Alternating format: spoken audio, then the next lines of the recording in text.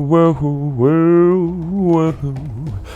Welcome back to the Line Podcast. My name is Aaron Alexander. Today's gorgeous episode is with one of my adored human beings in the world, Miss Amy Baldwin, host of, or co-host of Shameless Sex Podcast, sexological expert. Is he sexological? Sexual expert? Sexpert? Anyways, she's tremendous, and this conversation is one of my favorites. I truly mean that. It's all sorts of vulnerable, I think, in various different directions, but at this point, I talk about so much weird crap on here. I guess vulnerability is becoming just the norm. But we go into anal play, we go into sex work, we get into clenching your ass in relation to how that affects your heart, all sorts of good stuff. Really fun. Wild conversation. Thanks so much for tuning in to the website, alignpodcast.com, alignpodcast.com. Thanks for starting the 5-day movement challenge. Break down 5 fundamental movement patterns everybody ought to have in their daily situation if they give a dag nabbit about their body. Also wanted to thank Blue Blocks for supporting this podcast. Blue Blocks makes a stylish pair of blue blocking glasses. Several different styles, actually, all of which are pretty rad. I quite like them. And the reason I use blue blocking glasses, I've been using them for years now. And started off using like the goggly, ridiculous ones, and then finally got some pairs that actually look kind of cool. Blue light after the sun goes down causes your body to feel as though it's time to wake up again. So when you get that sunrise, that light, that blue light coming into your eyes and your skin, sends a signal, creates this cascade of hormones and neurochemistry causing your body to say, like, let's go, let's charge, juice you up with cortisol and all the things, down-regulate the melatonins, all the stuff that kind of puts you into the sleepy zone. So if you can protect your eyes from those blue lights, also just change the lights in your house. Use candles and salt lamps and put apps on your phone or your computer to dim the light after the sun goes down. But also have those sunglasses around. You get yourself 15% off of a pair of Blue Blocks, BLUBLOX.com/align. blueblocks.com/align for 15% off your purchase. I highly recommend. If you don't have a pair of blue blockers, I think it's fairly non-negotiable. I think that's like, you got to get a pair. I really mean that. All right. I think we are good to go. Thank you to the people that have purchased the Align Method online program as well. That's amazing. I appreciate the reviews, and you can start a 7-day free trial on that thing. So go to alignpodcast.com/align method. 7-day free trial upon it. All right, here we go. One of my absolute favorite conversations, once again, with Amy Baldwin of Shameless Sex Podcast. Here we go. Pow. Align Podcast. Like a listener? Yeah, like a gift. Really? Yeah. That's all we interesting. have to do is suck their dick. It's not true. I made that up. That's actually how I got the headphones. Oh, that's that's what you were doing to that guy. Yep. Brilliant. We might as well take advantage of these things. I know. You never know what kind of opportunities you have. You just stay open. Yeah, why not? Make my Amazon wish list. Mm-hmm. Well, someday, perhaps there could be like, maybe that's the future and like the whole Bitcoin. It would be interesting if we could go back to some type of bartering trade system. Yeah. I guess it's kind of what money is, really. Kind of. Yeah, it's just a different what it form. is. We're not using sheep and goats and all those old things, apples and things that could die or go rotten. Yeah, that's right. So I press record. Cool. It's all happening. I mean, speaking of bartering, I mean, that's sex work. Sex work is one of the older trades. They say, I've heard of this, that people saying oldest. I don't know if we can actually confirm that one, because there had to be some other professions before that to exchange for the sex work. But there you go. There's a good bartering system. You've been out to Amsterdam? You've seen like the girls in like the glass cages? Yeah, that's what it feels like. It's a little different. Like, hello, come in crazy. here. It's like like advertisements. They're like knocking on the wall at you. Like, oh. And then you go in and they close the curtains. And have you been in there? Can I ask you that? I don't answer questions like that. I asked you before, what's on the table? And you're like, I'm an open book. Well, I'll say no, of course I didn't do it. I have a guy friend that has gone in there, and I asked him what it was like, and he said, and I don't know if this is for all the booths, but he said that They have like a little washroom, and you get all cleaned up. And I don't even know if there's like a safer sex talk, but they're good about using condoms, and they all have paper documentation for their testing. And so it has this very like clean, hygienic, professional thing. And again, probably not all of the rooms there, but I found that very interesting. Yeah. What do you think about illegalizing sex work? I think that I think it should be legal. And I know it's tricky because there's a lot of sex workers that are not choosing it. There's human trafficking, all of that. But all the things like the SESTA FOSTA laws that they just did for the what did you just say? SESTA FOSTA laws, and I don't know exactly what they stand for, the acronym, but it was to get rid of the sex trafficking that was happening on Craigslist. I think there was something else called Red Book, or like the back pages, because they thought that if they regulated that, then all of a sudden we would help human trafficking, but it didn't. It just made it go underground. It's still happening. Yeah. And now it affects a lot of sex workers, where now their safe outlets to advertise have left. There's other ones, but it made it more dangerous for them because there used to be sites that are vetting sites where you could read references for the Johns, and the sex workers themselves had references, kind of like Yelp for sex workers, but also the customers had reviews too, and it just changed a lot of that. So I believe in sex work. I actually was on a podcast yesterday with two women. Have you heard of Dr. Lovejoy and Bratty Nikki? I've heard the name. They have a Sirius XM show, and they are professional. They're professional. You had Sarah Lynch on here, but they're kind of in the humiliatrix part. They were just pro doms, but they do it all over phone. There's no video, and they never meet people in person, and they get paid a ton of money to, for the most part, kind of humiliate and play into this role of like you little sissy, and they get like crazy money for this. And so we were talking about fetishes. What if you're in a partnership with someone like, hey, I have a fetish for I really want to wear panties. Saying that to your wife, I really want to wear like a G-string, and I think you're really hot, and I want you to witness me in that. And your partner hopefully doesn't shame you and is like, okay, yeah, thank you for sharing that for me. Not really my jam. Like, I'm glad that that's your thing. But still, how do you find a safe outlet for them? Sex workers. It's like, so no strings attached, because most of them don't ever want to hang out with you again unless you pay them. Some of them, you can just see you on a video or over the phone, or it's like a one-way video. I think they provide a really great outlet for missing experiences a lot of people don't have access to, or for folks with disabilities. We had someone on our podcast, Andrew Gurza, who's in a wheelchair, and he's a disability advocate and who has a disability, and sex workers are where he gets to have these wonderful sexual experiences, and they develop relationships. Yes, he's paying them, but it's very nourishing for him. Yeah. Or just people who find a hard time finding someone to be intimate with, to get loving touch and like cuddling and sex. And I mean, a lot of have you heard of the incels? Mm-mm. It's the term for involuntary celibate. Involuntary celibate. Oh. Like the mass murderer, the gun shooters. They're the ones that get into some trouble. They're angry, like women won't fuck me. What's the term for them? They call them like something fuckers. The people that have sex with each other. They give them some derogatory name. The incels. Oh, you're talking. People have people that you say they're incels, involuntary and celibate. Yeah. Don't they have like some name for people that are having sex? It's like some I'm not sure. I haven't heard that term. Other side for it. Yeah. I might have just made maybe. But nonetheless, they're resenting. Yes. They're harboring resentment. I can't say it's all of them. It's not all mass shootings, but there's this idea, and some people believe in it. They're like, yeah, incel, it's a thing, and some people are like, that's a fucking excuse. Like that's just some bullshit excuse for you not doing your wounding around, the feminine or women, or you thinking you're entitled to sex in people's bodies. When meanwhile, when you're actually talking to women or to other folks that you want to be intimate with, your game is fucking terrible because you're not respecting them. And who knows? But it is a thing where, this is another thing. Back in the day, arranged marriages were much more common. Marriage was a business arrangement. It wasn't for love like it is now, right? Now, and that's our culture. I mean, it's still a business arrangement in a lot of places, and here even as well. But so the incels used to still get a lot of sex because sex wasn't about love and a woman choosing you. You was arranged. They were sold to you, and that's not a thing anymore. So that's where it's this tricky territory, and that's why I think sex work actually can be a wonderful outlet for that. Of course, they have to have money to be able to afford it, but yeah. So I believe in it. I don't know. What do you think about sex work?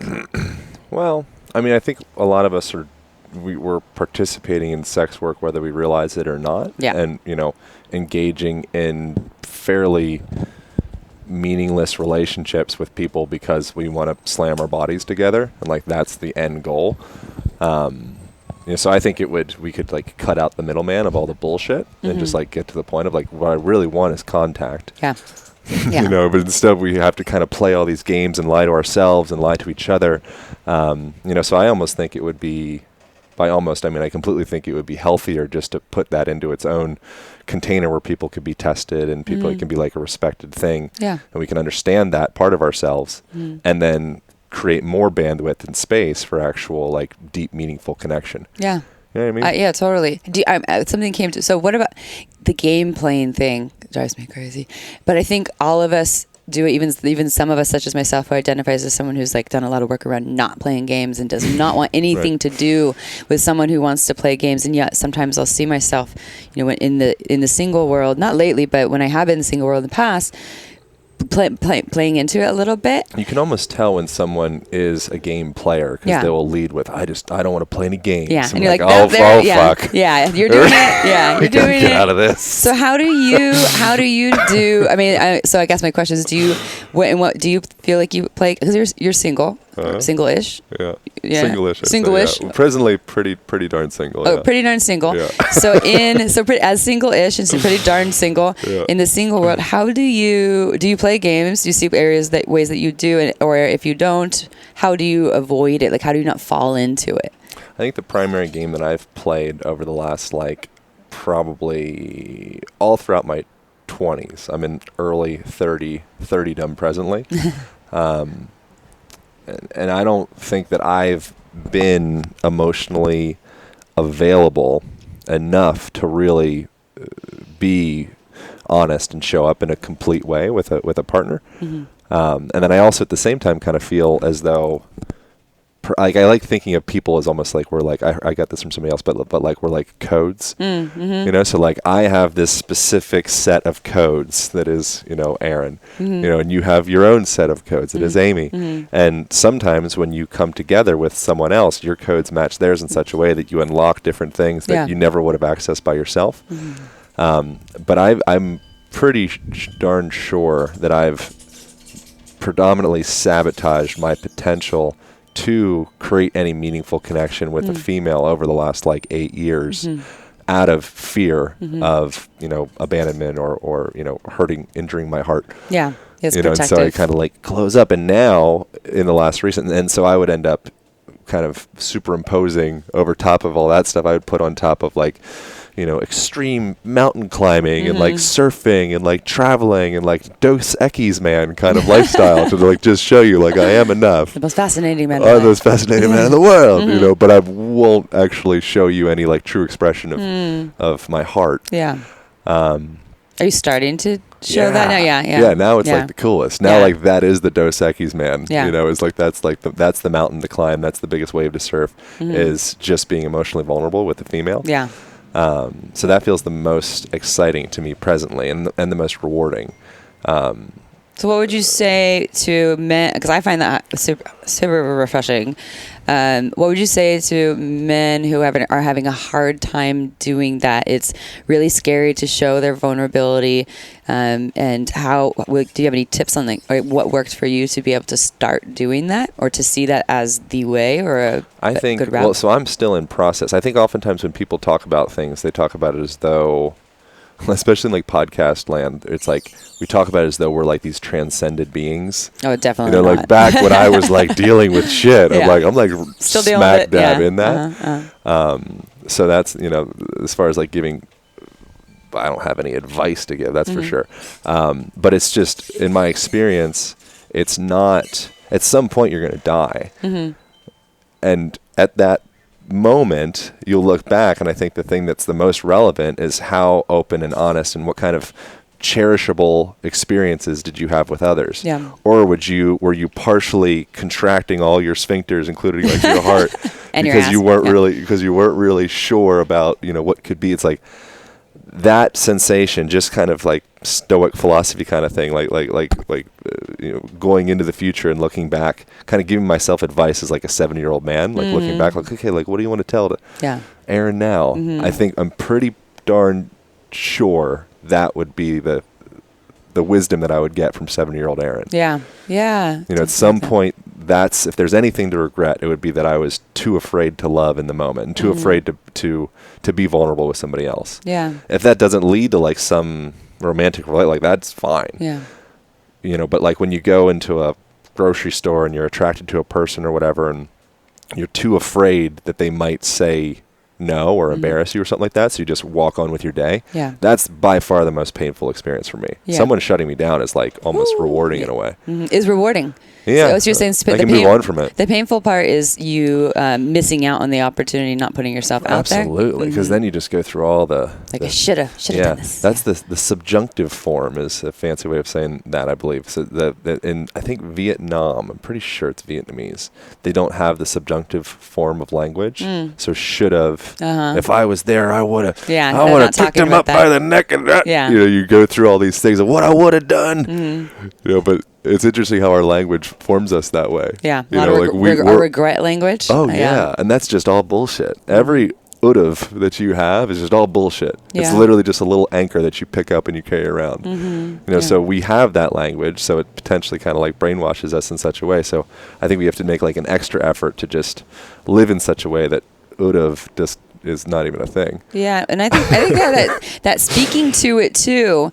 I had this experience when I was talking about this a little bit earlier in all of our listeners. Yes, we as podcasters, I don't think I ever give off. Well, I can't say ever. I try not to give off the idea that I have everything figured out. I've been clear with my listeners that as someone who talks about sex constantly for a living as an educator, and yet for the last 2.5 years I've had this thing where it felt like my sex drive and my connection to my body was just like off, or on the dimmer switch was stuck on low. Yeah. And so upon becoming single, I had more spaciousness, but it still wasn't cranking on. I actually didn't want anything to do with men. I was like, I don't want anything to do with their processes. Just keep them away. I just want to be with like lady friends, guy friends, family. If I take on another man's process right now, I'm going to probably punch him in the face. Probably wouldn't do that, but I just don't have room, because I needed to have room just for me at that point. Good. And then I had this experience when I went to Sex Geek summer camp. It's a real thing for sex nerds who all go to like a literal camp, and they're wearing short shorts, and by day they're learning about how to be better sex educators and how to promote their business. And by night it's like play parties and massage parties and people just hanging out and bonfires and everything you would think would happen at Sex Geek summer camp. And it's wonderful. And I get sent there on behalf of Uberlube because they sponsor the event. And there was this man there that I connected with, and I could tell that it was very safe. I could tell that he really respected me, that he really was attracted to me, and that we had a deep connection as we got to know each other. But he wasn't trying to pounce on me or make any moves. But I could just feel it. I could feel that he was like very intrigued by me, and that there was a connection there. And on the second day, we sat in this field, and in this beautiful field with trees all around. And we did a little. It was Rome, but it's like hape in the fields, and which is a tobacco snuff. That I'm not going to get too deep into explaining what that is. And I had this download of and my body was shaking about how terrified I am of intimacy. From going from being in a relationship 5.5 years, and granted we did some open relationship stuff, we broke up a lot. It's not like I didn't have experiences with other people during that, but I think from leaving a relationship that I needed to leave, and now was so had this wall up, including with my sexuality, but also with my heart. And I could feel my body shaking, and I just when that vulnerable space spoke to it, said, I'm terrified of intimacy. I said this to him. I can tell I am terrified of intimacy. I have this big stainless steel cage on that is preventing me to get close with anyone. I don't want it anymore. I know why it's here. I don't want this to be here. And I just want to be close, but I don't know how. And I'm so sick of this thing being up, but I'm so afraid. And he just said, I could tell he could handle it, right? It's not every man, a lot of men I know can't handle that. I'd say that, and they'd be like, what, all right, what am I going to do with that, And those are the men that I am not interested in being intimate with. I'm interested in being intimate with people that can hold my vulnerability and they don't have to do anything with it, right? It's just like, okay, yeah. That's very it's confusing hard. for men, I think. Of course, super confusing. They're like, I need to fix. Like, I have a hammer in my hand. I need to do something. We got schematics. Yes, totally. Let's do it. So what he said was, he said, I totally get that, and it's there for a reason. And why do people need to rush anything or get anything from someone? Like, yes, we have desire, we want something from someone, but he was like, why do people need to move fast? Why can't we just enjoy the slowness of getting to know one another? And then I felt my body just like, oh, okay. And so I appreciated that from the masculine. I appreciated having someone say, yeah, I want and desire you. And I'm also not in a rush to get from point A to point B. And he did say also, I want to get to know all of you. So like the internal parts of Amy and how Amy works before I get to know all of you, the physical parts of Amy. And that is also felt so important. I don't think a lot of women receive that from men. Yeah. A lot of men just want to fuck them as soon as possible. How does one start working on their capacity for intimacy? To like let go of drop their guard and have more openness for intimacy. Yeah. I mean, for me, I'll say from that experience is speaking to it, not pretending like I have it all together, right. Not beating around the bush, yeah, that could go a lot of ways, but not, to own it, to be like, I have this thing. It's scary. I don't want it. I don't know what to do. If you have any tips, I'm open to them, or maybe I'm not open to it, but I just want you to hear me and to know, and maybe you can give me some reassurance that you're not trying to just take from me, and if you are, then awesome. Let's just be friends and not go down that route. So I think it's just like, it's owning it. And hopefully other people can take it in. And if they can't, they're not for me, they're not for me. How'd things go with the dude? Awesome. I ended up still, in that moment, I still didn't have my desire back. But that night, I participated. We had like this big massage party, so everyone got really high on oxytocin. It wasn't erotic massage, but it was like full body massage minus genitals. And then 4 of us in our group, including him and 2 other people, one identifies as a woman, one uses they and them pronouns. We decided we all want to stay together because we were super high in oxytocin. Yeah. And we built a little bed in front of the playroom. The playroom has a bunch of mattresses and like sex machines, and you hear people flogging and all kinds of wild stuff happening in there. And we put a little bed because we want to be outside under the moon and the stars. And we all just let our hands just glide all over each other, and no one was trying to put hands in pants. Like I could tell, and we didn't even talk about that. I could just tell that everyone just wanted everyone to feel good and safe and like get high off all of the touch. And long story short, I went in there with a story. I've talked about this on my podcast too. I went in there with a story. Amy is very straight. I played with women in the past. Was never really my jam. Right. Amy also doesn't like tickling. I don't find it erotic. I don't find it enjoyable. In this experience, at one point, I had one woman next to me. She was wrapping her fingers. She was touching this other person next to her and had her fingers that she was dominantly putting in my mouth and sucking on her fingers, while this wonderful man that I'm getting to know is making out with my armpit. And I was like, as his mouth starts going, I'm like, I'm going to hate that. I'm going to hate that. And all of a sudden it just feels amazing. And he's just following the thread because he's just listening to like paying attention to my body. Yeah. And I just am sucking on this woman's fingers. I'm super straight, loving sucking on her fingers. Have this man in my armpit that the ticklish part turns into just pure pleasure. He stays there for like half an hour and and I'm just like going crazy. And then at one point, this woman turns around, she dominantly grabs my face and starts kissing me. And I felt more turn on than I had in a long time. And it stayed on. It went full force since then. This was over a month ago. My sex drive's just been, I don't even know what to do with it. I'm like humping the couch at home. What do I do? Is this what it's like to be horny? Oh my God, I forgot about this. And since then he and I have become, lovers and are just really just getting to know each other. We're not in, a committed partnership, but we're lovers and continuing to follow that. And it's just been incredible. Yeah.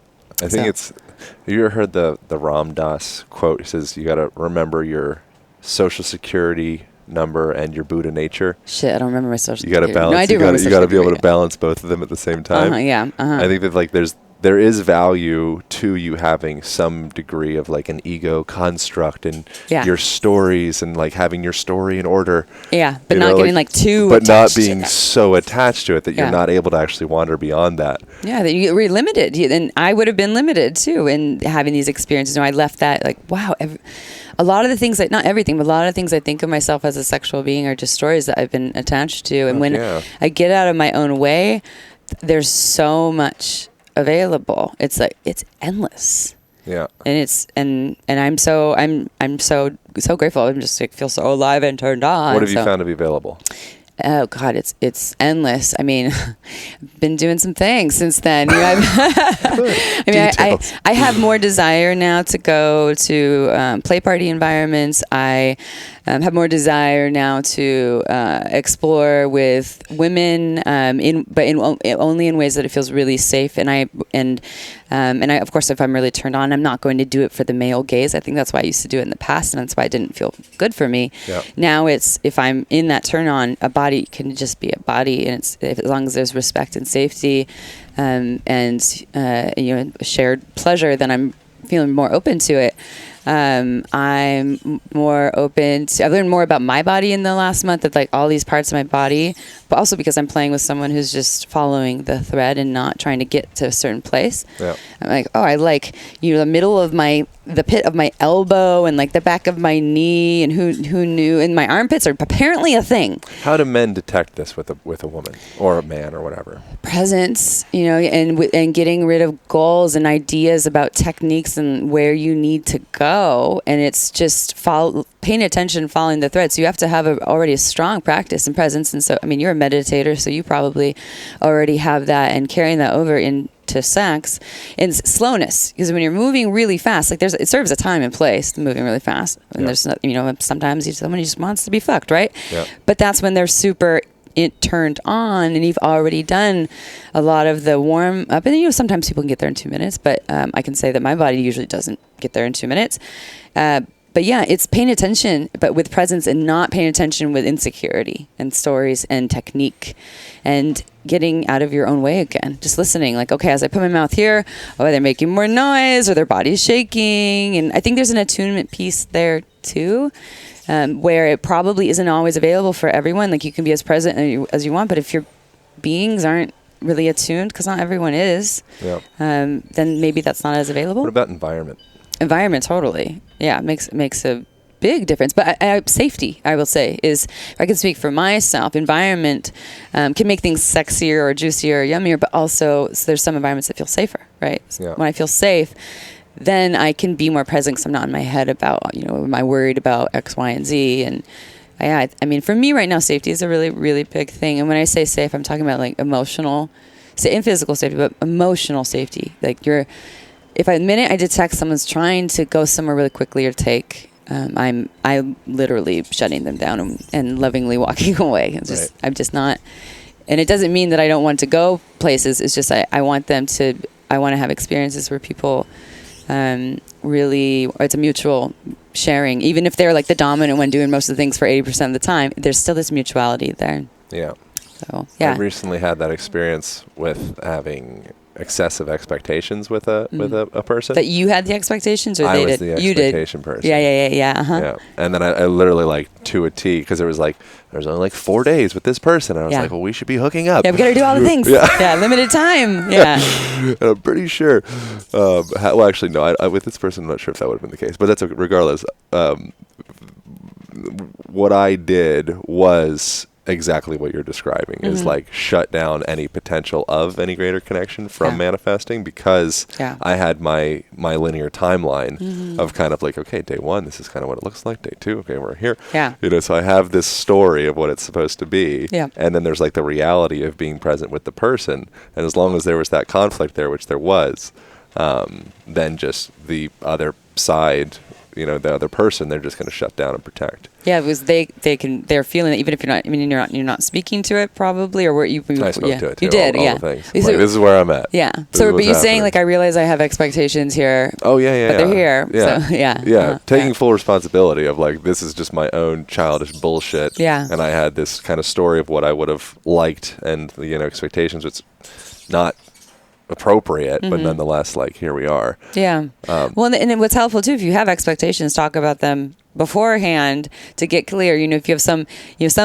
lady come in to visit you for 4 days, and I think no matter what, to get clear on that would be a smart idea. Hey, as we're spending time, or do we have expectations of what that time needs to look like? And it could be, if we're not on the same page, then maybe we can change the time spent together, or maybe we can deflate, pop the bubble of whatever those expectations are that we have, or we think we need. What are the turnoffs that you get from guys? Like me being turned off by them? Yeah. I don't love bros. I don't like bro mentality. Like bro-y. And when I say bros, like, I love, but like you're I'm not saying your body, like your body type is gorgeous. Everyone on my podcast, you should probably go look at our Instagram as we post this, so the image that we're talking about. And he has his shirt off. It's quite nice. He's got some nice chest hair, big muscles. It's very sweet. Yes. And your face too. Your face is beautiful. Oh, wow. I actually have some lady friends. It's a total tangent, but they're like, do you know Aaron Alexander? It's like, yes, I do. I recorded a podcast. Oh my God, he's amazing. Wow. They listen to your podcast. That's helpful with my validation. Yes. My immature bullshit. Well, they like the things stuff that you say, and they also like the images of you too. So it seems like But nonetheless, the images are in part still fall back. Like I was at the I don't want to interrupt, but one of the big things I was at the Tony Robbins event. I just got back a couple days ago, and one of the primary things from that was looking at like your value systems. So like he breaks down like 6 values. I don't know if that's his originally, but nonetheless, I'd be curious what yours are actually. The first 2 are certainty. So being sure about stuff. The second one was uncertainty. These are yours? No, these are just 6. Oh, these are just the 6 in general. Yeah. They're not in order, but you choose your these order? These are in order from the way that they present them. Okay. And then you break them down into like, okay, what are my top 2? Yeah. So certainty, and then uncertainty, so novelty, and then love and connection is another one. And then significance, and then growth, and then contribution. Okay. Do you remember what those were, ish? Yes. Were there 2 that the stood ones out that for stand out is love and connection, and what was the 5th one? It wasn't significance. It was what came after significance. For you, my guess would probably be either growth, connection, or contribution. Yeah, kind of the money spots. Yeah, and I'm a caretaker too, so it's those 3. Yeah. Significance isn't really that. Yeah. Bullshit. I'm not saying it's not. I'm just saying it's not huge. It's there. It's pretty there. It's there, but it's not like the primary thing running the show. It is for. Well, so I would like to believe that was the case for me, and still is, but I'm pretty darn sure significance has been a driving force of a good part of my life. Yeah. And it's ironic because as long as you're driving towards it, and I just say this in relation to like shirt off and all that stuff. Yeah. That's like my kind of little bullshit way of like showing significance. Yeah. Look at me. I'm beautiful. Right. I'm big. Yeah. I'm special because I have tits or whatever. I have a question about that because my ex-partner his physique is very, very important to him, and he has this like big, strong physique. You might be he has been your size at some point. When he looks at you, you're probably like his ideal thing that he would want for himself. But to me, in the past 5.5 years, he was always, I called him like hippie ripped, and sometimes he was just like massive ripped. Hippie ripped is good. Hippie ripped, yeah. Hippie ripped. But he always wanted it to be bigger, and had this idea that it was never enough, kind of. It's all cultural crap. Cultural stories. And so my question, and I actually talked to him about this, is this is my belief is, and I'll put this out there, and this might be putting you on the spot, but I feel like you've talked about this on your podcast before. I think I heard you talk about this. No, I saw a post that you did on Instagram. Can anyone that physical perfection is so important to them, is there any way that they don't have self-love issues, right? Don't they kind of go hand in hand, that there's a something there around self-love and worthiness that for those folks where the perfection of their, and I'm sorry if I feel like I'm pointing a finger at you now. No, you're not. Please point away. But when I see people who it's so important to them to be this like perfect specimen, and their life is so designed around it, I just wonder, what's hurting inside that makes it so that this is so important to you. There's different flavors of it. Yeah. So it's not about what you do, it's why you do it. And so within that, the place that I have come from has been that, essentially seeking validation and significance through showing you that I'm strong enough and whatever. Sexy. All those things, yeah. And from there, you can get to a point that ideally everybody, including myself, arrives at, where you just take joy in the process of cultivating something beautiful. Yeah. Like that's the goal is to get to it. And so that's like what my, the book I'm doing is about essentially. The editors actually brought up like an interesting idea that I thought was cool that I didn't see. They're like, this book's about bringing joy into your movement. Oh, you didn't even see that. I'm like, oh yeah, totally. Yeah. That's what it is. It's about like you can infuse joy into your being in the way that you inhabit yourself, and in such a way that as you move through the world, you're cultivating a system that's beautiful to look at and be in. You can do that. Yeah. Yeah, totally. Or you can just genuinely enjoy the experience of like, Arnold Schwarzenegger talking about like, he smokes weed and works out and pumps blood into his muscles and it feels like he's coming. Yes, I just keep coming and coming. Yeah, he's like, cool, like Arnold loves to come all day. Yeah. Like that's totally They're fine. getting his from pumping iron. Yeah. I was actually sitting beside his son at the Tony event. Oh, really? It was, Patrick. Does he have the same accent? He's out there. Not at all. Damn it. Not at all. So there's just two. I think you already know this, but I think there's different roads you can go down with it, and ideally we can all get to the point where I enjoy sweeping the house. Yeah. But I don't do it because of any kind of weird pathological bacteria. Well, it's like no, I just like to kind of organize it. Like it makes me feel well. Yeah. And so that's what I'm closer to than ever before, but there's still little tatters of bullshit. So interlaced so throughout. for you, it's that they had this old way of being that this is something that is coming more from like a wounding or hurt place, and it's transforming and shifting into this other place, and you still see the ways that you're like there's little ties, but it's moving into this. So how does someone switch that? Well, I think you just buy your book. That's how you buy the book. Yeah. Buy the book. What is it called? The Align Method. The Align Method. When is it going to be out? December. Okay, so this will be out before. Yeah. Okay. Well, but evergreen product though. So December 2019. Boom, the Align Method. We'll do that thing. Yeah. How does one do? I think you bang your head up against the wall enough times that it hurts so much that you have to create change. Something's got to give. Is one avenue. Yeah. Just like wow, I'm so done with this process. Yeah. I think that there's a lot of resistance in the world around. And one could misconstrue the stuff that I get into to be like, oh, you're not able to go into a folded over position because that makes you depressed or dumb or accessing negative, in quotations, memories, whatever. I'm not saying that at all. I think you should go as deep into that fetal position and like into the darkness as feels appropriate and like allow that bubble to pop.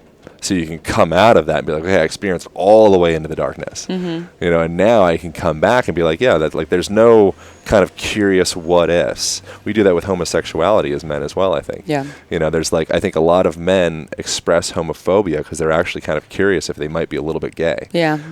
Totally. Yeah. Like, wait, how do I handle this? Because I'm not supposed to feel this way. Yeah. I'm not saying that every guy needs to go bang another guy, but nonetheless, like, being open, if something feels appropriate for you, if you have that preconceived notion or story of who you are and what it means to be a man and like all that stuff, if you're feeling something that feels honest and feels true and it's kind of coming through and you shut that down based off of like your notion of what you think you're supposed to be, very likely you'll live your life in a knot. So the sooner that you can open yourself up to those experiences of what feels to be true, the sooner you can.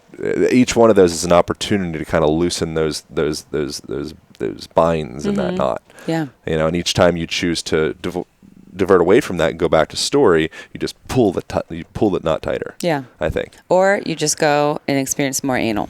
Open or right up. You go to Uberlube.com. Go to Uberlube. Get a 15% discount. Yeah. With coupon code. Amy just flashed me. I know, I did. I'm wearing underwear, so that's why I put a pillow here. And I was like, I need to go cross-legged. Like, you want to do some acrobatics? Sure, but I don't have underwear on. Oh, you're supposed to do the acro. I know. I noticed that. I was like, we missed that. Did you know that rats, when they are touched for just a few days, they're tickled? Wait, they what? get They get rats tickled? and they get tickled. These are like scientists, creepy The researchers scientists are tickling tickle the rats. That's correct. Okay. Yeah. They actually end up experiencing neurogenesis, the creation of new neurons. So it's like literally just the process of like being touched and contacted and like all those things. I'm touching Amy's legs Yes, right you're now. touching my legs right now. Awkward It's eye very contact. close. It's very- not that awkward. Well, Yeah. for some it might It's fun be. with microphones, though. Yeah, I know, it's different. That'd be a good photo. Say, where's our photographer? Goddamn modern millennial bullshit. Oh, photo. This is a photo moment. What about before there were photos? When you just have moments and you're not like, you won't have a whisper in the back of your mind like, oh, we should have a camera right now. Yeah, I'm not going to be present because I'm going to think about how we should have a camera. Have cameras. Soon we'll just have a little button we can always press because everyone needs to take a selfie everywhere we go. Do you have a selfie stick? No, I do not. Oh, I do. Yeah, you do?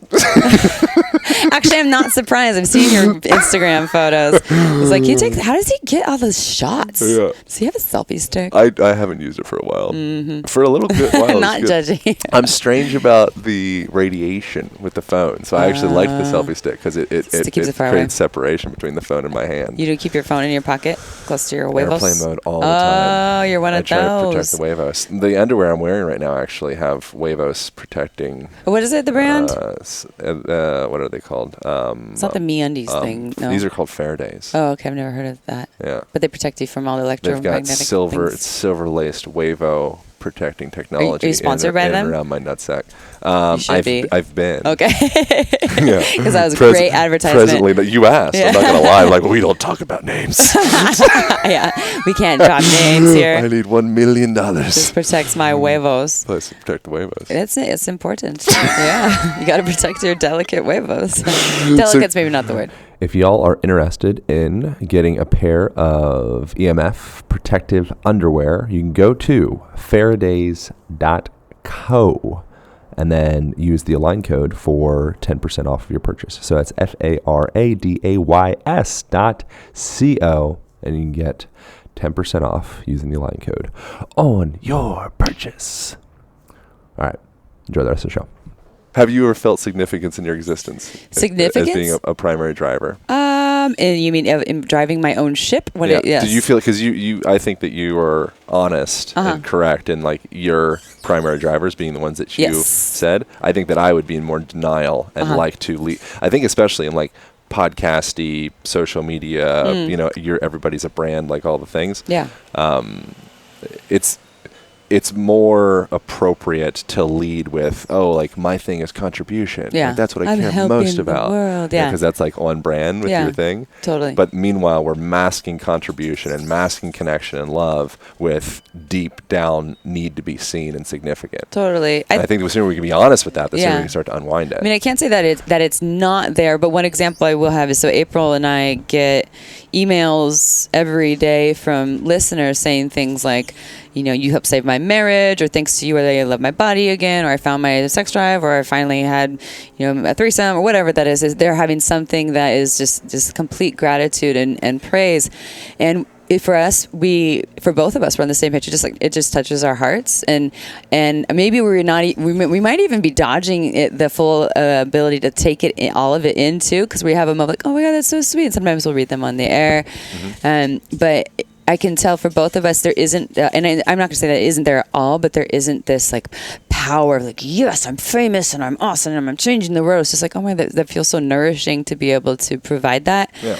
Of course, it feels good to walk to places like at a trade show and there's all these people that know our podcast and want to give us hugs and getting that praise. So I can't say that that's not there.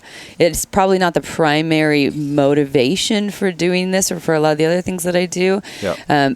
But I do feel like in podcasting I've found more of my purpose, and it feels really, really, really good. I think all of them also have a time and a place. Like there's a time where certainty, it's okay for that to be the most important thing in your life, or novelty, or any one of those. Yeah. I don't think we always just need to be like spiritual white light transcended beings that are just here for growth and connection and contribution. Sounds boring. Yeah.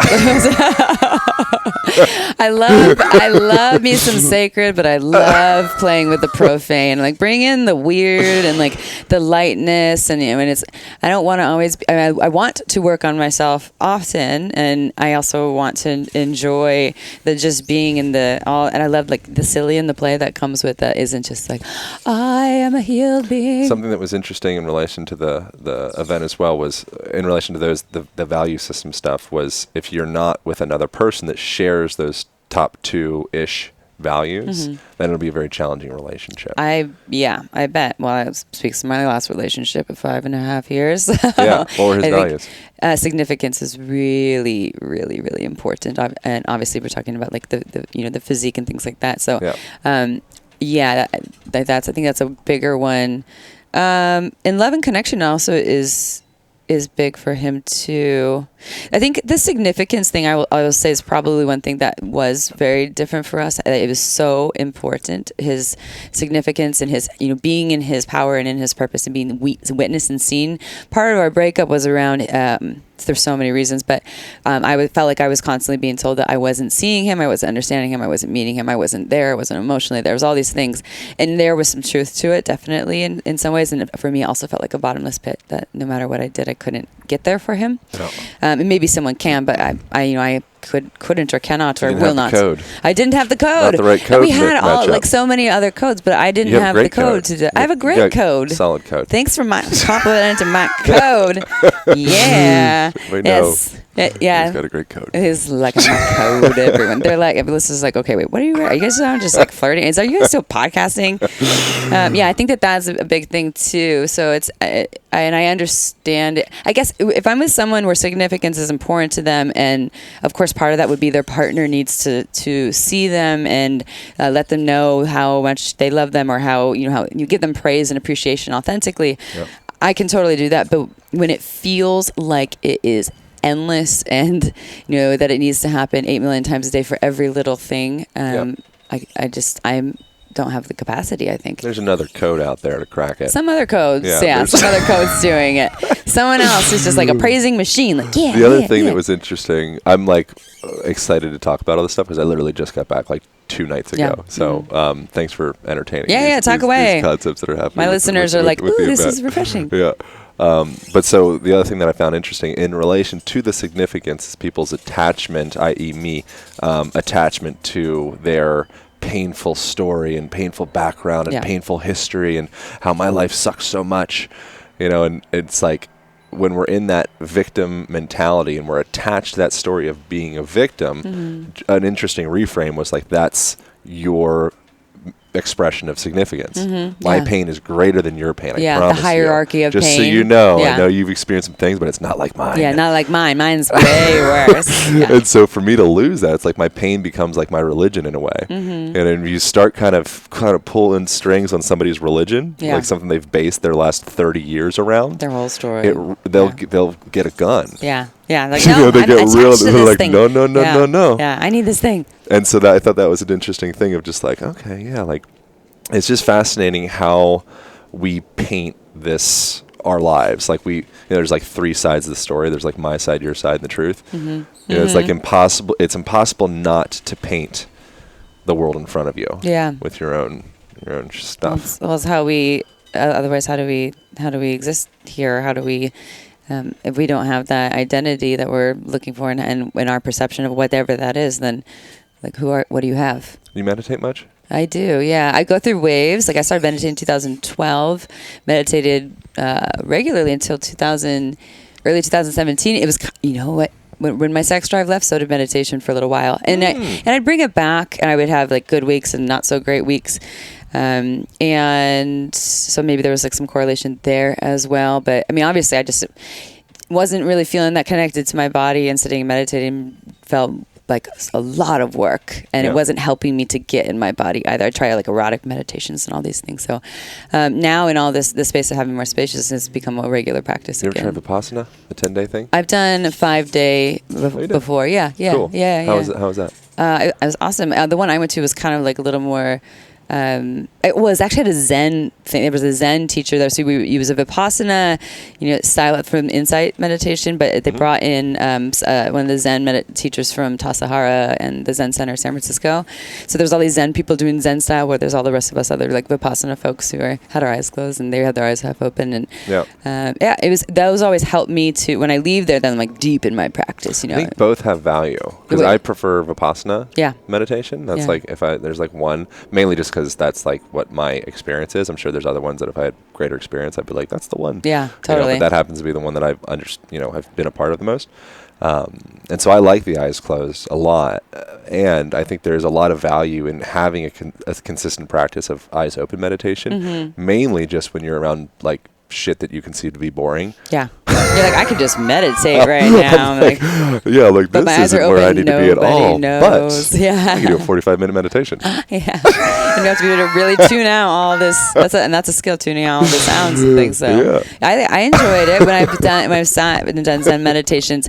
And I also don't like rigidity though. Things that are like, you have to do it this way at this time. You right foot forward. I like a little more spaciousness for, I'll still sit upright and, I'm not like, I just need to lay down and be comfortable while I meditate. But I like when there's a little more spaciousness, and Zen kind of isn't that.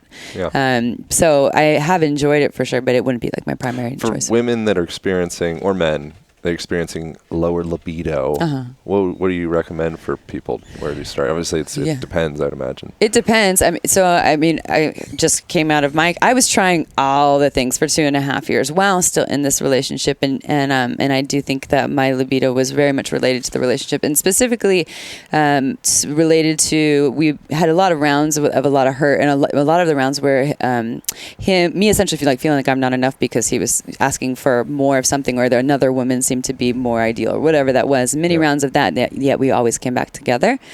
And then I ended up getting pregnant on the IUD while he had fallen in love with another woman, was potentially going to leave me for the other woman, but I got pregnant on the IUD and had an abortion, and then he left 10 days later for 2 months, and we had zero contact because he needed to go and to learn how to fill his own worthiness cup without the attention of myself or the other women, because that seemed to be a theme.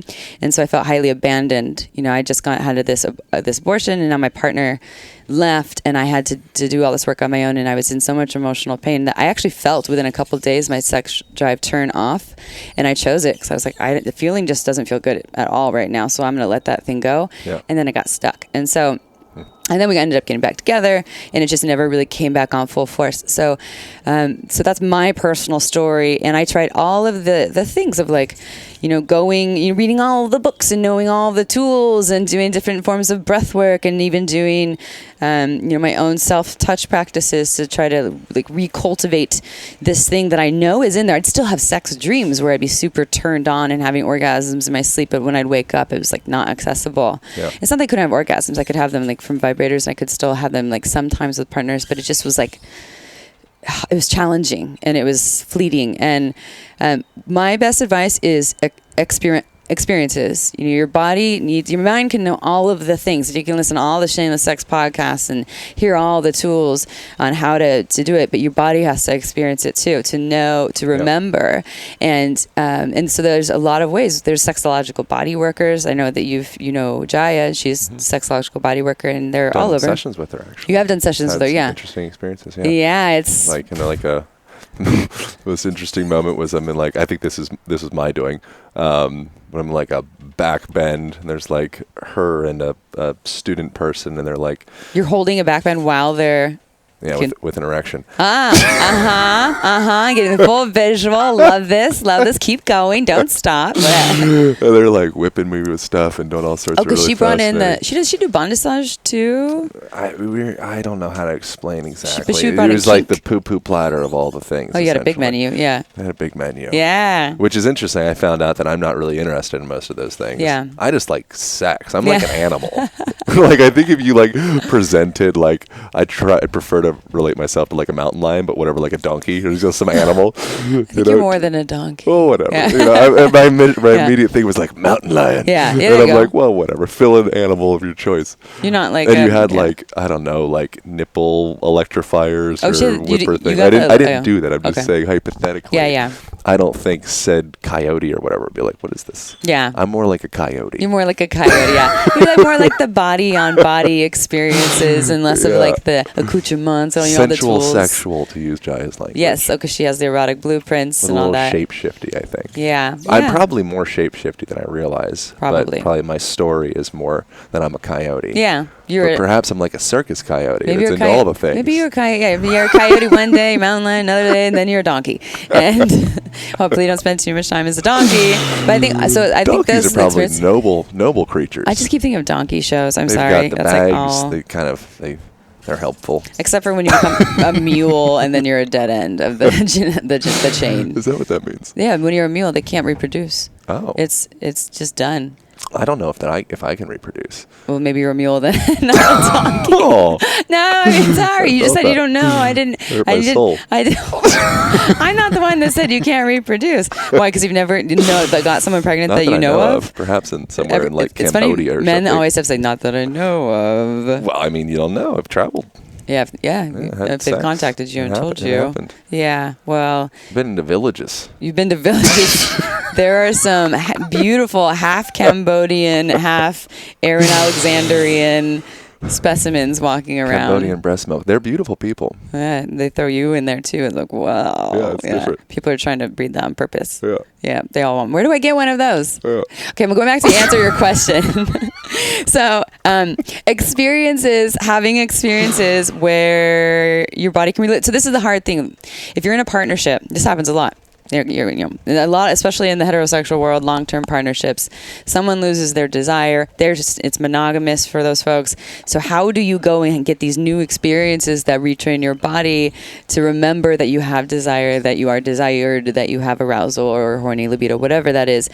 And hopefully you can do it in that partnership with that person. But sometimes, people like newness. They like new experiences. Yeah. I honestly think that's a little bit one of the best ways to do it, is to go have new experiences that aren't your regular experiences that you're doing. And it's nothing against your partner, or you can create new experiences with that partner. Totally. As well. You get creative. You just got to change one of the backdrops. Yeah. Either the central person point or the backdrop behind them. 100%. And you can there's so many ways that you can change that within the relationship dynamic. Or there's also opening relationships, or you can stay monogamous, but you can go have experiences with sex workers, and I wouldn't call sexological body workers sex workers. They're hands-on healers for learning and healing. Huge deal. It's a whole different thing, and they're helping people to see, where do I have sensation? What is my body like? What is my body not like? Where's their pain? Where's their numbness? Whoa, I didn't even know this thing feels really good, or like and they help you to go slow to feel. That's my experience when I've seen sexological body workers. I've seen, there is subtle pleasure there. It's hidden behind my story. Yeah. But it's hard for me to go find that with my long-term partner because the story was so strong. Mm-hmm. And so I just wasn't able to see it in that context. So, that's a long-winded version of having experiences, whether it's within a partnership or not, finding ways for your body to relearn that and not just trying to do it with your mind or putting it on the side. What do you think about anal massage? I think anal massage is awesome and brilliant and probably one of the better ways to soften soften your heart. Soften your whole being and your heart and your ass. It's all connected. Soften all of it. I mean, there's a lot held there in our pelvis, and I'm not a sexological body worker, so I'm clench your anus. Do I clench my anus? Yeah, you ever noticed like anal clenching? I'm just felt into right now. Yeah, feel in there. No, it doesn't feel very clenched. Good. No, it doesn't. Good. I'm a little clenchy. You're a little clenchy? Yeah. Are you clenching right now? I think a high percentage of my life to date has been a clenched anus. Why do you think that is? Tight ass. That's where that term came from.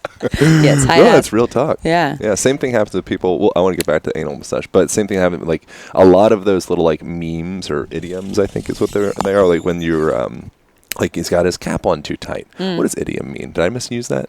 Idiom. I do not know. It might be that. I'm not sure. all the folks in the podcast like, oh my God, how do you not know these that? idiots. Oh my God. Well, I don't know everything. I just don't. So I don't know if I ever knew that one. But anyways. We'll look it up. Yeah.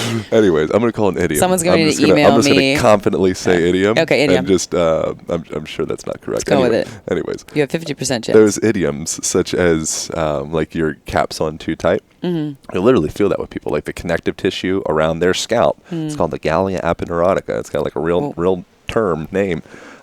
When people are wound up and tense, you can literally feel it's as though their scalp is like bound to their cranium. Oh. Like when you feel my scalp.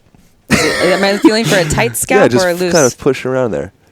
How's it feel? And that's tight? How's it feel to you? I mean, it's a little tight right there, but it's moving. How dare you? Yeah.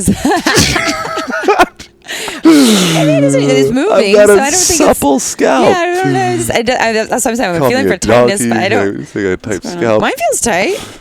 I don't know. I'm a tight mule. But You're showing me as a fraud now. so through the work, is it working through your ass that it will unloosen your scalp? Eventually, if Yeah? there's contraction anywhere throughout your nervous system, there'll be a global contraction throughout the whole thing.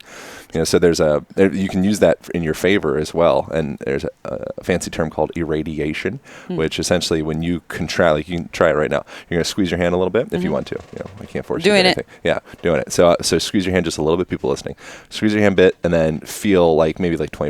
You'll feel the contraction manifest itself around like, the hand. Right? You mean now, when I let go and like loosen it? No, just when you're like, you'll feel the contraction in your hand maybe trickling Yes. down into the forearm a little bit. Yeah. Right? Now squeeze your hand to like 50%. Now all of a sudden you can feel, it's like, oh wow, I'm like feel it up my forearm into the elbow, like the biceps starting to come online a little bit. Now squeeze it to 100%. As hard as you fucking can. Your jaw, you see your jaws clenching, your sphincters clenching. There goes my Your eyes open. Damn it. So that's Tight a asshole. term for that is irradiation. So the greater contraction that you have in any one specific area, it's almost like you're sending a stronger electrical charge to the whole system. It recruits more motor units, and the muscles come in line in such a way that they wouldn't had you not. So there's a lot of value in being able to contract all your sphincters really tight. Yeah. And then there's also immense value in being able to go to the other side of the spectrum and be able to relax entirely. Yeah. But when you have a tight, especially something like as deep as your diaphragm or your anal rectum or your anal sphincter, or, any of that stuff, your throat, if you have deep contraction in there, it sends that signal out through the rest of the system. Then you move through the world essentially like wasting energy all day long. Yeah. So now you're a tight ass and your cap's on. But then you're tight everything. And you're blocking people from entering you because you're always exuding this expression of contraction and closing down. Yeah. And now you reinforce. Sorry for getting all like Eckhart Tolle deep on this. No, shit. I like this. Yeah, good. Yeah. My listeners are like, okay, finally, they're not talking about fisting. Just kidding. Right, No. exactly. Well, we just did fisting. We did irradiation fisting. Yes, and we both just fisted. And they probably want to hear about that. Anyway, Yeah, exactly. So, We will. But you're moving through the world, then you have this contracted state. You perceive maybe other people as being closed off, and then you get this positive feedback loop or reinforcement of that feedback loop because someone else, ended up avoiding you or cut you off or didn't want to be around you or pushed you away. Yeah. And you're like, yeah, see, she was a bitch. Yeah. They're just like, aha, right, cool. And then you go back potentially to like link back to like the significant stuff. Perhaps that links back to like, oh, my life is harder than anybody else's. It's like, okay, I'm still, at least I'm still significant. Yes, I'm important. Thank God. Otherwise, I would be lost. We had this on the asshole note. So I mean, there's also like safety just kept coming up around that, right? Like when my body has a lot of tightness, there's something about me that doesn't feel safe, and whether it's with the people I'm with, or the environment, or within my own body, Earth, country, or within my heart, your heart, yourself, all of your the parents, above, your relationship to father or mother, all of it, and so there's this, and that's the tightness I was speaking to. I think when I was having that experience of realizing the stainless steel cage there was a tightness to that. There was this like, I need to protect myself because people are trying to take from me, and I can't have that because it's scary. And I don't want to. And then we talk about the ass, the anal sphincter, the anus is the root chakra, this part of you that is in that realm, you would say, is responsible for safety and grounding and all of that. But aside from all the hippy dippy wonderful things, we had this guy on our podcast, Charlie Glickman, and he's a sex educator, and he wrote The Ultimate Guide to Prostate is it Pleasure and Health? And I'm not going to say this right, so go back to this episode, everyone, but he said that oh my God, I'm not going to say this right at all, but in utero, the first thing, the body part that we start out as, I'm going to say this completely wrong, but I think he said is an anus. Like we all start out as an asshole. And I did not look in this. I do not have the research to say this. And I was like, are you serious? And Charlie knows his stuff, so I believed him, but I didn't continue on to research it. But you're essentially born an asshole. You're kind of, you're not an asshole anymore. You have one. You used to be one, though. You used to really just be an asshole. Yeah. And that it's kind of the original holder of you. Of all of you, and then you grow out beyond that. So I'm not the expert on this one. This is what Charlie said. Go Google it to make sure that that's even true. Yeah. You kind of are an asshole. You're also a heart. Yeah. You're a heart. The heart forms before the brain. Yeah. It's interesting thinking of your asshole and your intestines as being actually, it's almost like its own environment separate from the inside of your body. Mm-hmm. It's like there's a continuous tube or tubes that are relating up your ass, wrapping all the way through into this empty space to allow stuff to move through all the way back out your mouth. Yeah. And then there's like the interior of your body outside of that. Yeah. Which again is just kind of like a way to look at it. But I don't know, it's just fascinating, that whole experience. But the only thing that's relevant and interesting in that is that your heart forms before your brain. Is kind of very interesting. Your heart forms before your brain, but then we all get stuck in our brains. And forget how to get in our hearts. I can tangibly. There's a people might be interested in checking out a guy called Eugene Gendlin, I believe is how you say his last name, and it's called focusing technique. Focusing technique, what it is essentially finding parts in your body. Like, so if you're experiencing stress, you're wigged out about whatever. Are you stressed about anything right now? I have a busy couple days coming up, but it's not super stressful. It's just like an anticipation. It's going to be a lot. Do you notice stress, like, experienced anywhere in your body? Like, some people say, like, oh, I've, like, a very common thing, not that this would relate to you per se, but very common things like, oh, I've stress in my shoulders and my neck and my traps and my back or whatever. I'm not experiencing like an actual sensation, but what it does for me is when it pops up in my mind, it pulls me out of my body and just into my mind. Mm-hmm. And then I notice that I'm like, okay, I'll be in the moment. I'm going to get there to all of the things. And then I come back, but it isn't feeling like a tightness or a sensation. But I guess maybe. You think you don't carry any tightness in your body? Oh, no. I'm not. I definitely carry tightness at times. Where does it live at? Right now. It depends on the time. Like I was saying, that stainless steel cage that I was carrying was everywhere. Yeah. It was all over the whole thing, especially around my genitals and my heart. It was like very, very strong. I think, though, more commonly it will be around my heart. Like there's more of like a constriction or a tightness, or it almost feels like there's a wall there that at times is really hard to get down, if not impossible, and at times it's completely gone. Just depends on the environment. If you were to feel into that area, we're not going to, because I'm not like a focusing practitioner or whatever, but I've read the book. If you were to feel into that area, is there any image that would potentially pop up in relation? Into relation to tightness? Yeah. So people listening, as we're sitting here, feel if there's tightness in your shoulders, or maybe around the back behind your heart, or maybe your low back, or your knee, or something. From there, if you're kind of silent with yourself for a little while, is there any image that pops up? It might just be like, I wish this guy would shut up. That image would be fine. Get to the sex stuff. Yeah.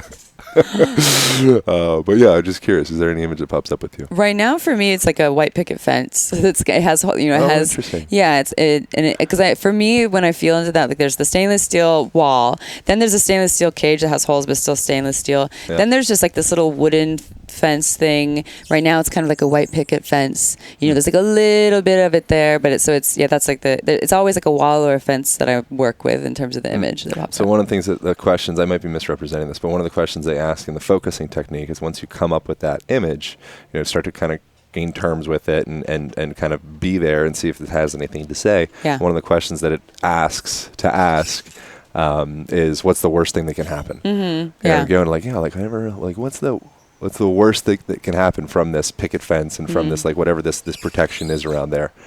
Do you know what the worst thing that can happen? It turns into a stainless steel wall again. Terrifying. That something gets through the picket fence because it's more open and has holes, and then and that's scary. So I put the stainless steel wall gets up again. But what if the fence wasn't there or the wall wasn't there? Like, what's the worst thing that can happen if there was no access to fence? The same thing. Feeling a lot of pain, you need to put a wall up. So just pain, feeling a lot of hurt. And so that, I think that's the case for most people. Like, I don't want to feel pain and I want to avoid that at all costs. Yeah. So yeah, it's hurting. Yeah. Yeah. But on this other side of it, like, no, honestly, I'm more fearful of having a stainless steel wall up and not feeling than I am of hurting. Like, I would rather hurt and feel that hurt than you can feel through it. Like Rumi said, like the cure for the pain is in the pain. Yeah, you get this feeling you just, like, feel the damn pain. Yeah, go through it. Yeah, I don't like messing with like Tylenols and stuff. Like if I have a fever, I go the inverse. Which, not to say that I've done this with like my emotional self, obviously, as I already alluded to, but at least with fevers. Yeah, fevers. Yeah, I'm good with fevers. That's the one. Yeah, I know got that one covered. Maybe not everything else. I'd much rather go and put a bunch of blankets on me and get in a sauna and just like blast that shit out. Yeah. And make it be like, a 24-hour fever as opposed to like a 20-year fever. Yeah. Just burn it out. Yeah. Well, and I get that, and I think that the feeling of being stuck in not feeling, being super frustrated with that, and feeling the limitations that has to my own physical experience, my connection with other people. And I think that's the dis-ease that so many people are experiencing. Like they want a connection. They're feeling so empty and alone and depressed because of, the way things are set up, or whatever the setup is for them. So many people are walking around with little stainless steel walls and cages, and they just don't see that. They don't know what that is. How do you integrate anal into a relationship, and should you? I can't say everyone should, but if you're on board for it, I think it's awesome. I personally What is the value of anal outside of it's just cool? It's so in right now. Anal. It was funny. April and I decided on Sex with Emily's podcast that 2016 was the year of anal licking. Oh wow! Because we both got a lot of random offers from people. It's the year of the rabbit as well. Yeah, rabbits and anal licking. I'm pretty sure 2019 is the year of armpits. Like I've talked to so many people that have lovers that just like are obsessed with their armpit, and they just want to bury themselves, and they love their natural smell. Will the year of missionary ever come back? It's always around, but I don't think we'll make a whole year out of it. So it's boring. It sounds boring. And I think with anal, for me, I think so we have a sexual menu of all the things that we can do with partners or with ourselves. When we take a whole orifice or part of the body that has a lot of nerve endings off the menu, our menu is a lot smaller. So when people aren't adding anal to the menu, for me, I've been in relationships where people were like, I don't want anything to do with your ass or my ass, none of that. And it's like, okay, well, I can respect that. And kind of a bummer because it just adds more things. We're vegan. Aaron, I can't be vegan. It's not going to work for me. So there's that, and then also there's a lot of really great stuff there. A lot of people experience more surrender and in safe anal experiences, and feeling like deep release. I've been with men who have had prostate orgasms and witnessing that, like seeing their release in that. Wow, it's compared to a lot of the other orgasms I've seen men experience. It seems like there's just a lot more of this like surrender and letting go, and then anal can be like naughty and taboo. There's so many things that are available there. Pretty sure anal play is one of the keys to accessing the Kundalini thing that people talk about. Are they all doing a whole bunch of anal? Not all of them. They're like not saying the clenching and Kundalini releasing. practitioners are putting things in their butt. Yes, you are. But I think that upon doing that, it kind of stirs up like certain deep clenchings that one may have and not realize it. And it's like this compression and moving, perturbation of all that stuff at the base of your sacrum and your pelvis. And in my experience with that, only with myself, I've got like a tool. Like That's a what Narrows? A man says. I have a tool. Like a prostate simulator, you mean? Is that what you're talking about? Okay, yes, yeah. And so after using the tool. It's like a hammer. Yeah. Do you wear it to Kundalini classes?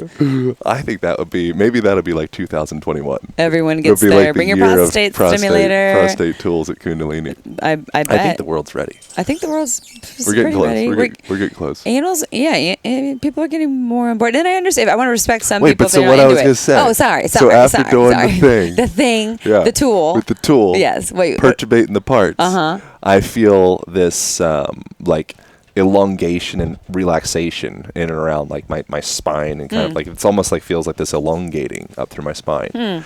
The Kundalini energy. You know what I'm talking about? Yes. You experience this? You don't need to, Not you with don't need to just corroborate. I don't have a prostate, so. Well, not a prostate, just stuff in your butt. I feel.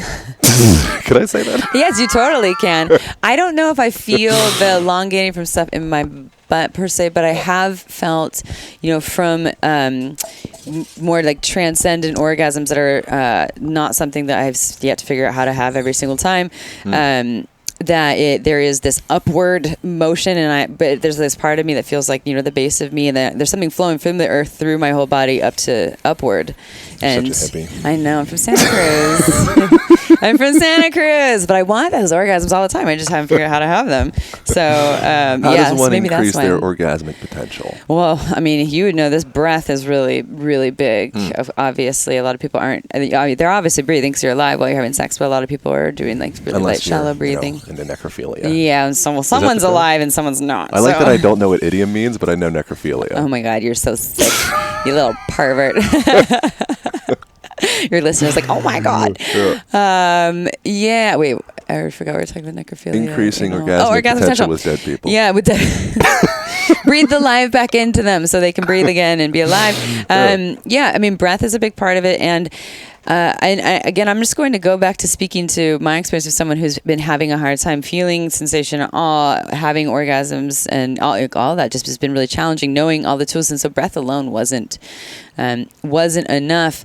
So I'm just going to say it once again, safety, relaxation, slowness, getting out of your way, complete presence and getting out of your way of needing to get from point A to point B. And really, really paying attention to all the subtleties. I think what happens with orgasms, a lot of people look for the big thing, and including me often, although I'm getting much better at it lately, but instead of paying attention to all the little subtle feelings, like, there's a little, or you can use a number system, like they'll do that in sexological bodywork. A 1 is like, I like the scale. Someone used -3, 0 to 3. -3 is pain, 0 is numbness, and 3 is like I'm probably going to have an orgasm. A lot of pleasure. And if you start to pay attention to like the subtleties, you're like, there's a 1 in there. Or like, that's a 0. Like, it's kind of numb. Or wow, there's pain there. -3. And I think a lot of people are only seeing -3, 0, and 3, and not the in betweens. Right. And so I think that we can experience more when we slow down and pay attention to following the thread of our own body through our own touch or through someone else's touch. And that can lead to the bigger things, combined with breath, combined with Kegels and having a strong pelvic floor, but not a too tight pelvic floor, also relaxing your asshole and relaxing your, your cock or your pussy and all these things too. So it's a compilation of things. The pelvic floor thing can be confusing with like the Kegel muscle stuff because it's not addressing the mechanics. Yeah. It's just taking whatever fucking position you're in and let's just tighten that stuff up. Yeah.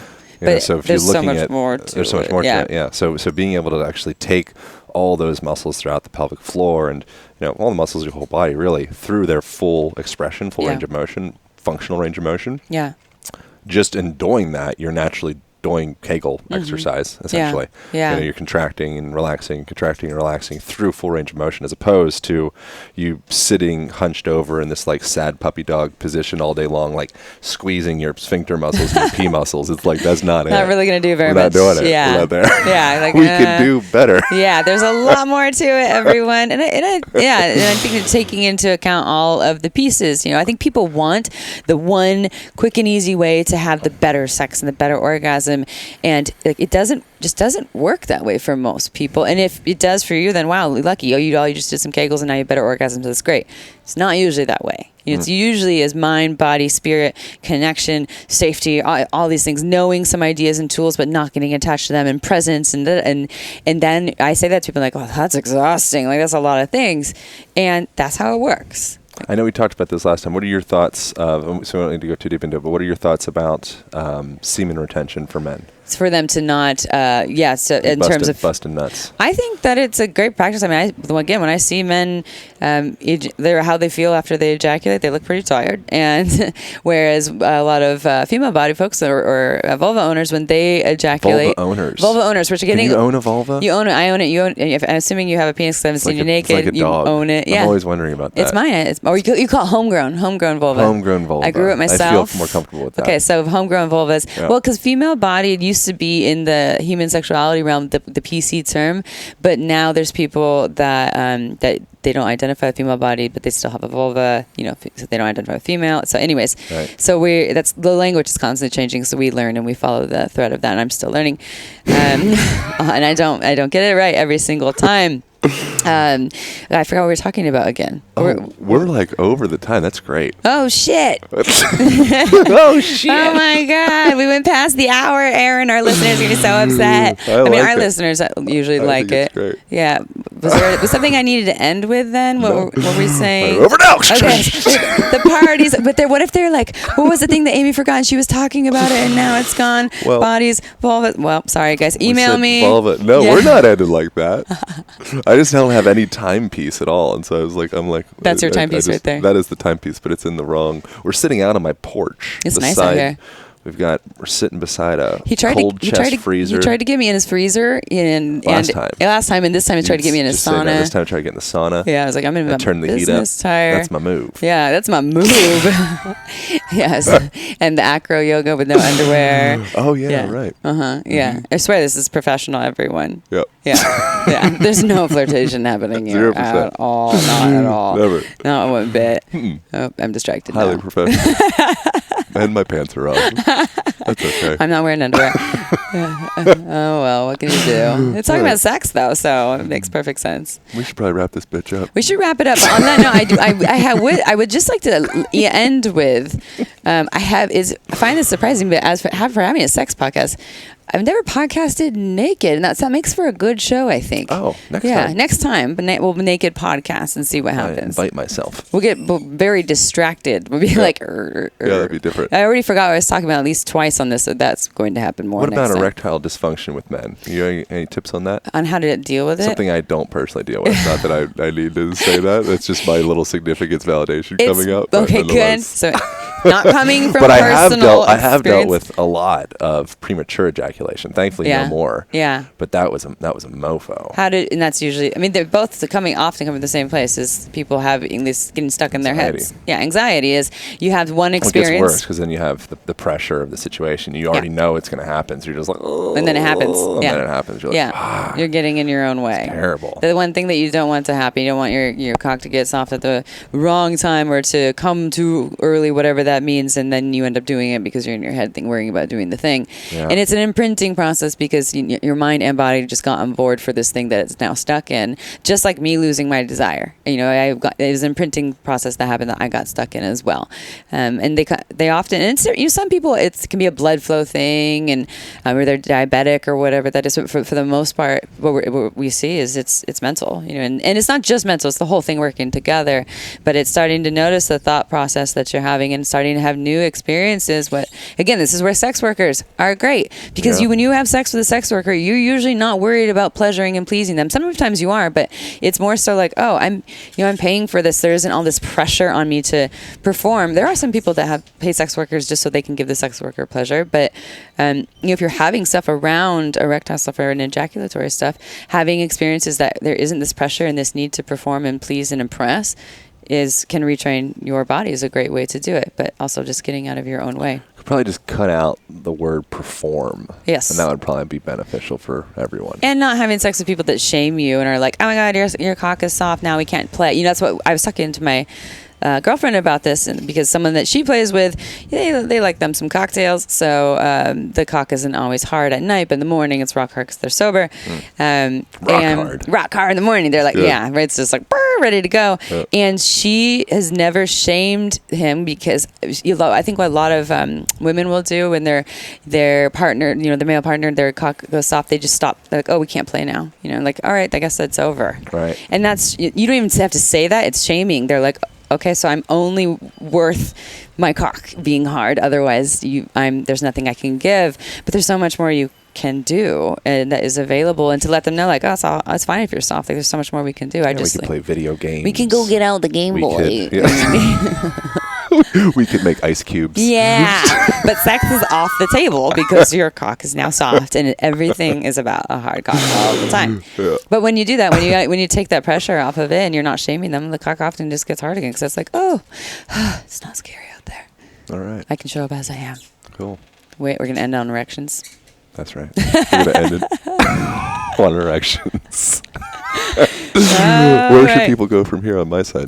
So, for your list, I was like, I don't know all your links. We're releasing this on both podcasts, both programs. I call them programs. Programs? I don't like podcast. I think it's too redundant. Did your Midwest accent just come out a little bit? That's right. I don't like from Pennsylvania. I like that. Yeah. Pennsylvania's not the Midwest, though. No, I know. Okay. But nonetheless, yeah. There's too much podcasts. Yeah, too many podcasts. I do a program. Everyone is podcasting. I do a damn program. All right, so your program and my podcast.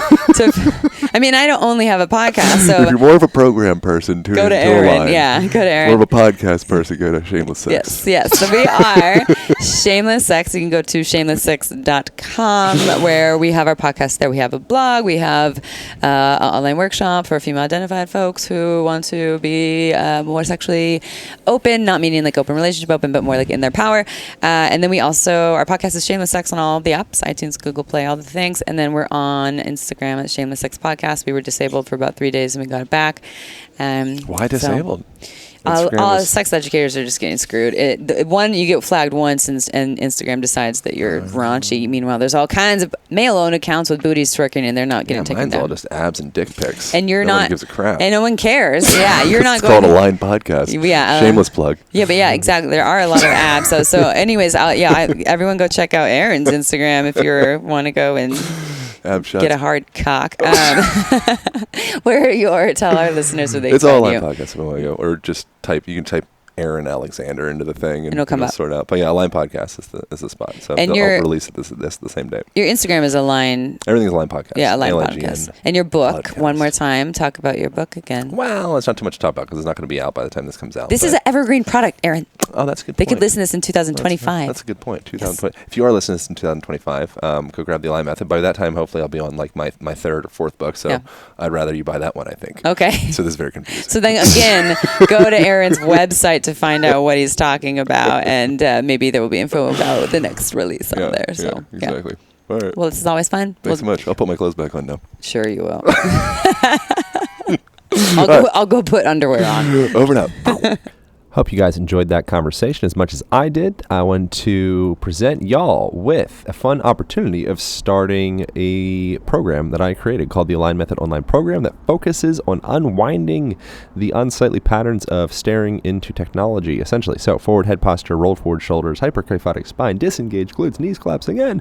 If there's collapse in any level in the body, it will trickle up and down through the rest of the system. And that program focuses on unwinding those things, giving you self-care practices, movement practices, and lifestyle adjustments, very subtle ones, that will give y'all more flexibility, more strength, more confidence, more energy, all the good things. And you can start the first week absolutely free and just go to alignpodcast.com/Align Method, ALIGN Method. Along with that guy, you will receive the Align band, which is a heavy-duty resistance band with a door anchor, and that also comes with its own online program that is free with that thing. You go to alignband.com and start that program for free. I think that's it. I so greatly appreciate you guys listening to this conversation. So greatly appreciate reviews on iTunes, sharing on the Instagrams or the Facebooks or wherever you do your shares. This program lives on because of y'all. So it doesn't go unnoticed. Thank you for listening. Thank you for reviews. Thanks for joining your life. Enjoy. Pow.